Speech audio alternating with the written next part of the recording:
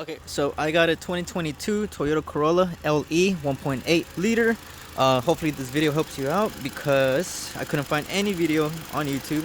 So I replaced the radiator, and when it came to the bleeding process, obviously to bleed the air out of the system, you gotta have the AC off, make sure the heater is all the way, and you're gonna be checking to see if you are blowing hot air. And if you're not blowing hot air, that means there's still air in the system.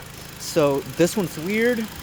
I usually work with Nissan vehicles, but I was doing it like the Nissan way. I was revving it. Okay, so I had the cap off, right?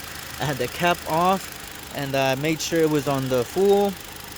I was squeezing the that hose right there, just trying to burp out the air, and then same with this hose, trying to burp out the air. So I was just squeezing the hose, but the I was still blowing cold air, which meant there was still air in the system, and it was just confusing to me, right? So it was never getting the needle was going to the hot to the H because there was still air in the system.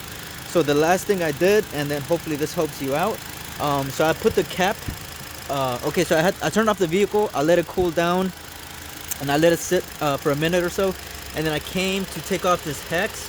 I didn't really have the correct hex, so I don't know what size this is. It's probably a 6, 7, 8, not sure, but I used some sharp needle nose, and I just unscrewed it. It wasn't that tight, so all I did was unscrewed this, and then I put the cap. I had the cap off. Actually, I remember I had the cap off and I had this off. I started the car, and then literally in like 10 seconds, I started to blow hot air, which told me that the air was pretty much out. So as soon as I opened this and I left this open, and I also had this off as well, the air started blowing hot again. So I guess this is maybe the bleeding procedure, a little setup, I guess. And then after that, I just made sure it was on the full.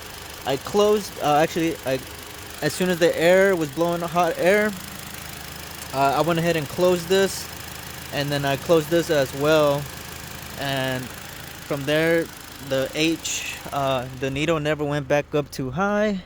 So we were there. It's all good now, and we are now blowing hot air. So hopefully this helps you out after you replace the radiator or whatever coolant system, and you got air in the system and you're trying to bleed. Hopefully this helps you out. I think this is the main thing, because as soon as I opened this, again, car off, everything was cooled, and then I opened this, and then I started the car. I guess it released air or whatever, and literally within 10 seconds we were blowing hot air again. So make sure you look into this, and hopefully that helps you out, man, because yeah, I was fighting this one for a bit.